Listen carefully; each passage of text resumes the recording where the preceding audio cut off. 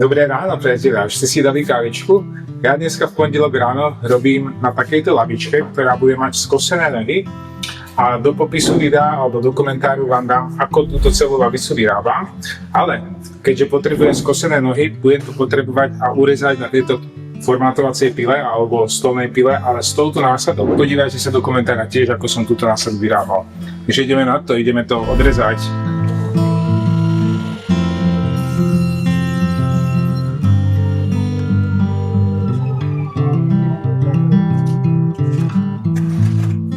Výhoda tejto násady, ktorá je vlastne ako posuvný stôl na formátovacej pile, že urobí tie diela úplne rovnaké.